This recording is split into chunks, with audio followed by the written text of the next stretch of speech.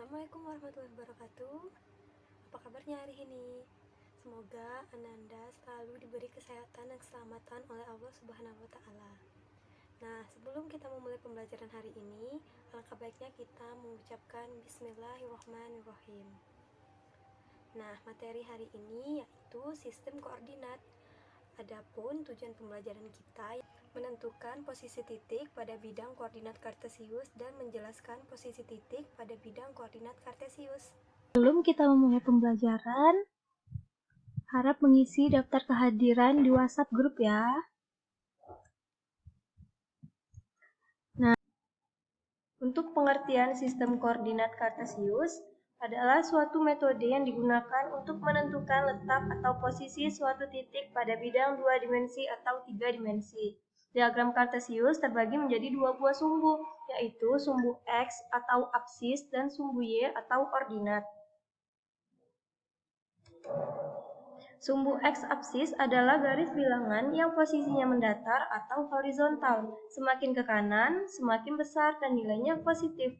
Sedangkan semakin ke kiri, semakin kecil dan nilainya negatif. Untuk sumbu Y atau ordinat adalah garis bilangan yang posisinya tegak atau vertikal. Semakin ke atas semakin besar dan nilainya positif.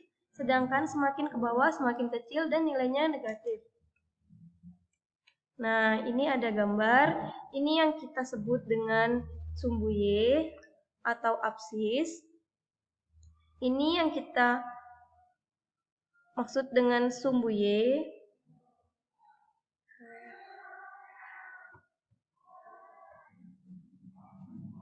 Nah, di sini ada gambar. Ini yang kita maksud dengan sumbu X atau apsis. Ini yang dimaksud dengan sumbu Y atau ordinat.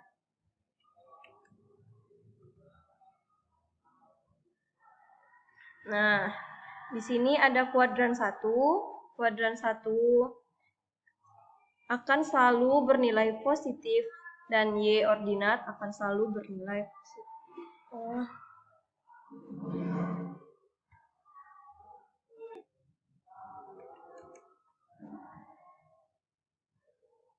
Nah, di sini ada gambar. Pada gambar ini dapat kita lihat ini yang dimaksud dengan sumbu X atau apsis dan ini yang dimaksud dengan sumbu Y atau ordinat. Nah, pada kuadran 1, X-apsis akan selalu bernilai positif dan Y ordinatnya akan selalu bernilai positif. Pada kuadran 2, nilai X-nya atau apsis akan selalu bernilai negatif dan Y ordinatnya akan selalu bernilai positif.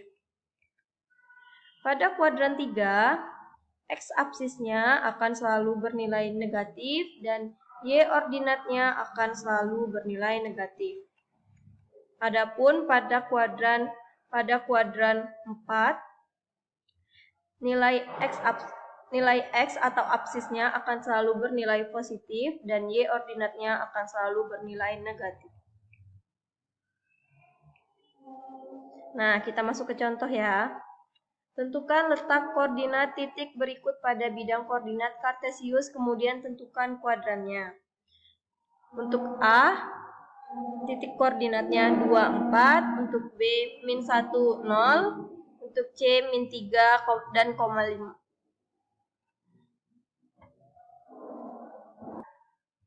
Nah, kita masuk ke contoh ya. Tentukan letak koordinat titik berikut pada bidang koordinat kartesius, kemudian tentukan kuadrannya. Untuk soal A, titik koordinatnya 2,4, untuk B, min 1,0, untuk C, min 3,5, untuk D, 3,2. Nah, dapat kita lihat pada gambar berikut. Untuk A, dia bernilai 2, X-nya 2, Y-nya 4. Ini titiknya. Untuk B, titiknya adalah min 1 dan 0. X-nya min 1, Y-nya 0. Ini titiknya. Untuk C, X-nya min 3, X-nya min 3, dan Y-nya min 5. Ini titiknya. Untuk D, X-nya 3 positif, Y-nya min 2, berarti ke bawah. Ini dia. Ini titiknya.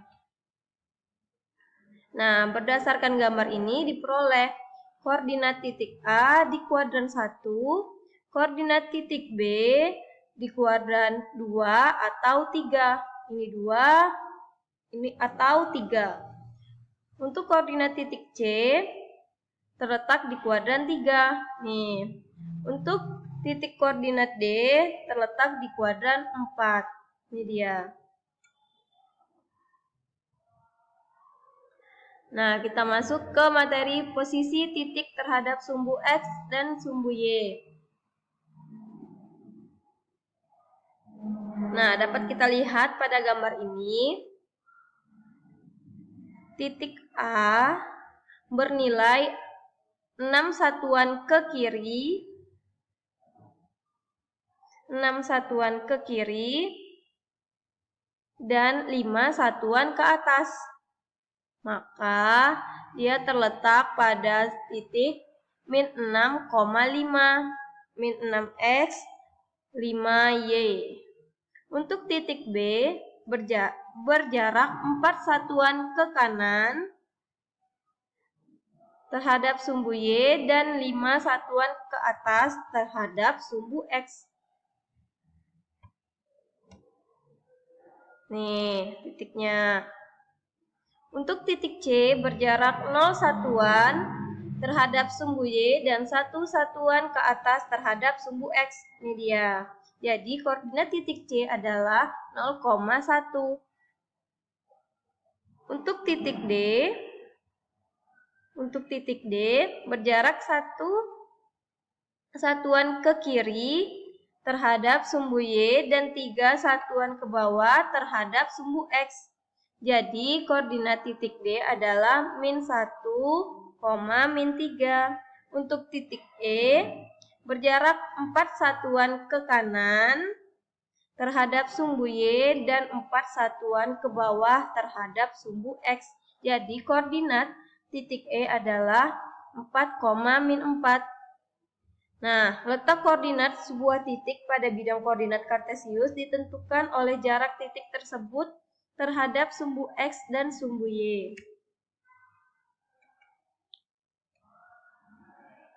Posisi garis terhadap sumbu X dan sumbu Y. Kita masuk ke contoh. Jika diketahui garis M tegak lurus dengan sumbu Y dan berjarak 5 satuan ke atas dari sumbu X, sedangkan garis N sejajar dengan sumbu Y dan berjarak 2 satuan ke kiri dari sumbu Y, maka tentukan titik potong garis M dan N-nya. Nah, dapat kita lihat pada gambar ini ya. Berjarak 5 satuan ke atas dari sumbu X. Ini sumbu X berjarak 5 satuan ke atas. Ini. Nah, sedangkan garis N sejajar dengan sumbu Y berjarak 2 satuan ke kiri. Berarti ke kirinya 2. Nah, berdasarkan gambar di samping, maka titik potong garis M dan N adalah di titik min 2,5. Karena pembelajaran hari ini telah selesai, alangkah baiknya kita mengucapkan hamdalah. Alhamdulillahirabbil alamin. Nah, Ibu akhiri, wassalamualaikum warahmatullahi wabarakatuh.